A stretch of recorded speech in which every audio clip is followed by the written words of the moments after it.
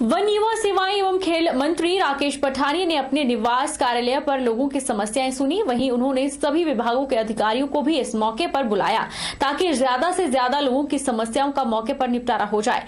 पठानिया ने कहा कि वो पिछले 35 दिनों से नगर निगम के चुनाव के चलते लगातार व्यस्त चल रहे थे और यही कारण था कि विधानसभा में कम आना हुआ और आज उन्हीं चल रहे कार्यों को लेकर अधिकारियों से प्रोग्रेस रिपोर्ट ली गई।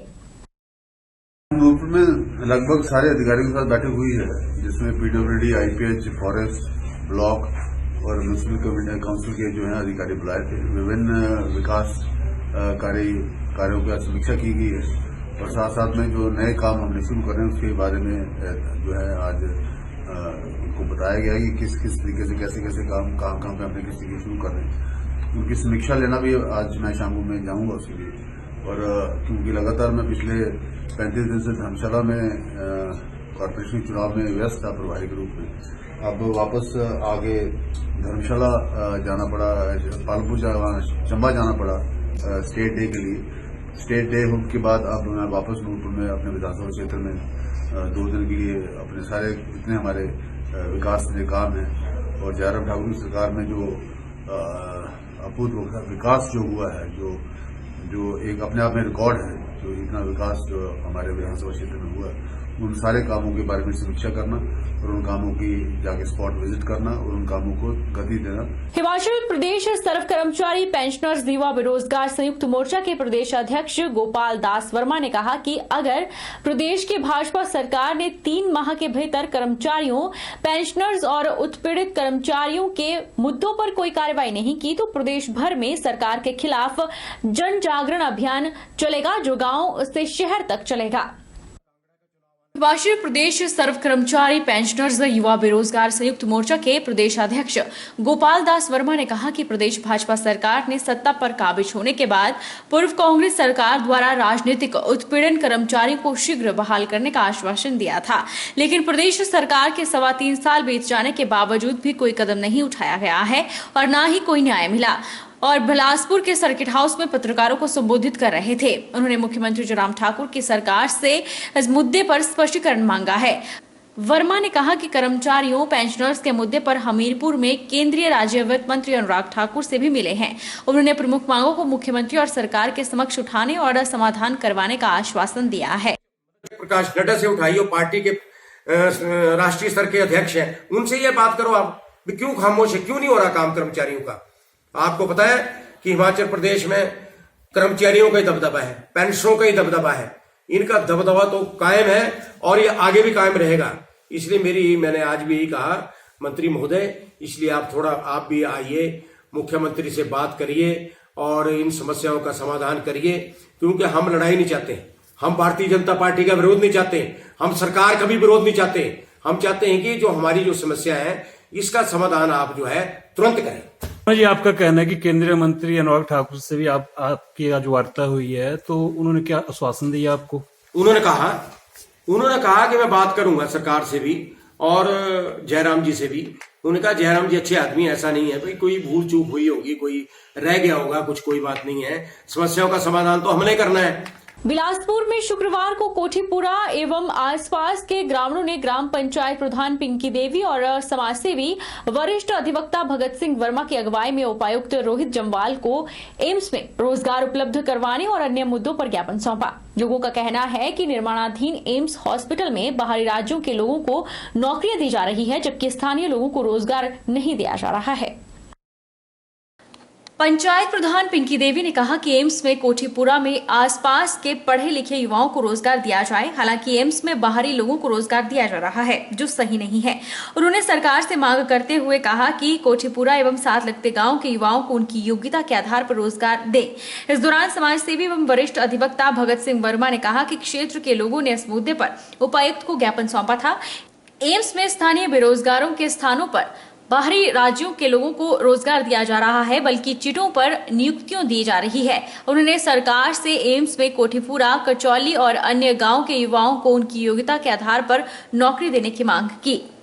सर मैं यही कहना चाहती हूँ जो कि एम्स में जो बाहर के लोग भर्ती हो रहे हैं ना, हमारे भी यहाँ नौजवान युवा है, उन्हें रोज़गार दिया जाए और उनकी हम बोलते हैं उनकी योग्यता के अनुसार उन्हें रोज़गार दिया जाए।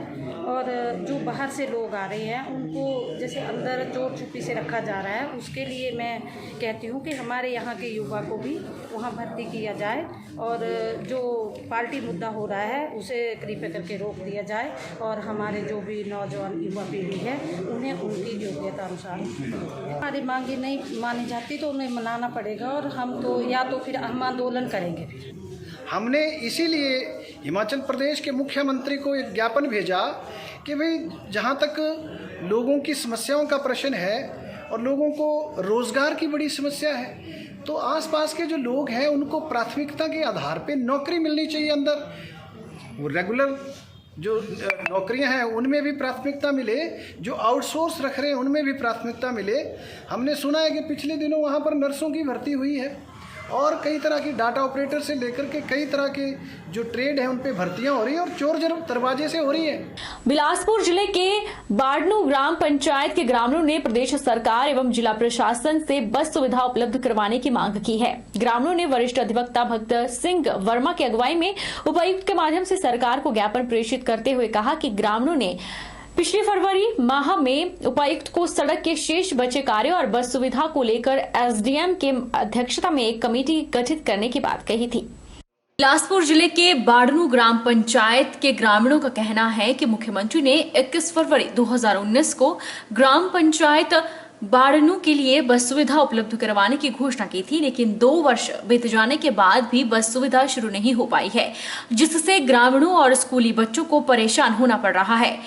ग्रामीणों ने वरिष्ठ अधिवक्ता भगत सिंह वर्मा की अगुवाई में उपायुक्त के माध्यम से सरकार को ज्ञापन प्रेषित करते हुए कहा कि ग्रामीणों ने गत फरवरी माह में उपायुक्त को सड़क के शेष बचे कार्य और बस सुविधा को लेकर एसडीएम की अध्यक्षता में एक कमेटी गठित करने की बात कही, जिसमें आरटीओ, क्षेत्रीय प्रबंधक, एचआरटीसी, अधिशासी अभियंता इसके सदस्य हैं। अगर इस पंचायत के लिए बस सुविधा शुरू हो जाए तो इससे इस क्षेत्र की 1000 की आबादी को लाभ मिलेगा। उन्होंने कहा कि बस सुविधा न होने के कारण स्कूली बच्चों, विशेषकर लड़कियों को जंगली रास्ते से स्कूल जाना पड़ता है।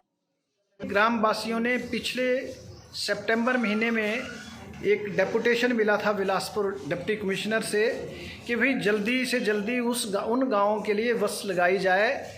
आपका तुन्नी घाट से लेके आपका बाड़नू और आपका नेरी, आपका ये दूसरा जो और गांव हैं उन सबको इस बस से सुविधा मिलेगी। तो डीसी बिलासपुर ने कहा था कि भाई हमने एक कमेटी कॉन्स्टिट्यूट कर दी है, जो एसडीएम उसके चेयरमैन होंगे, पीडब्ल्यूडी के एक्शन उसके मेंबर होंगे और रीजनल जो ट्रांसपोर्ट अफसर है, आरटीओ जो है, रीजनल जो मैनेजर है एचआरटीसी वो भी उसका मेंबर होगा, आरटीओ उसका मेंबर होगा।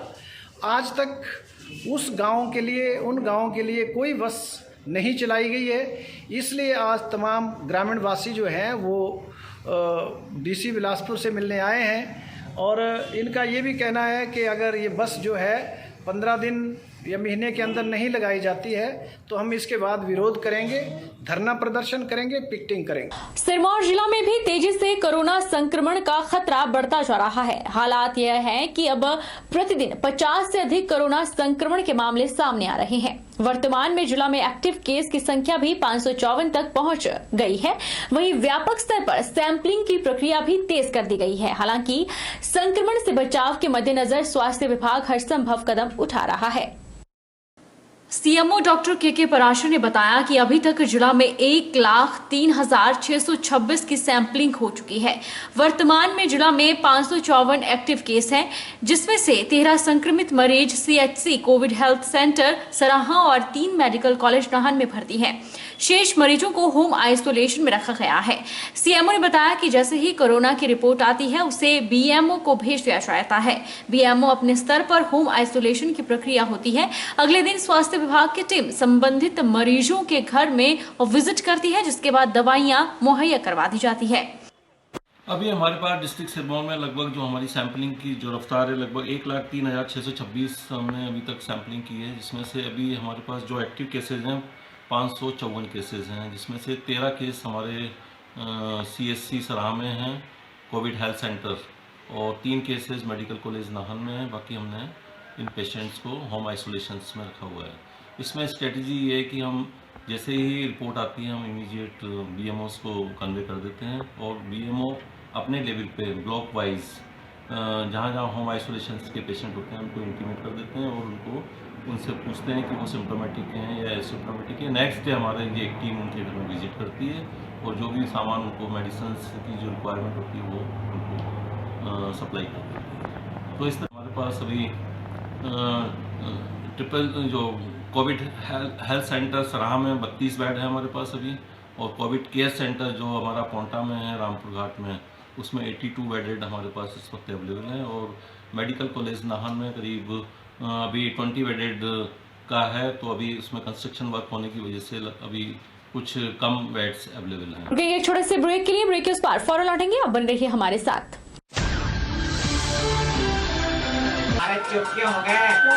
माइक टेस्ट भैया जी का माइक टेस्ट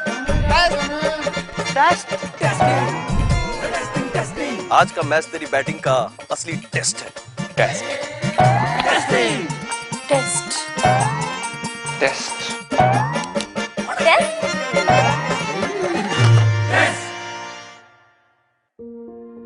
मन में शक है तो सरकारी अस्पताल के ICTC में HIV की मुफ्त जांच करवाएं और सलाह पाएं।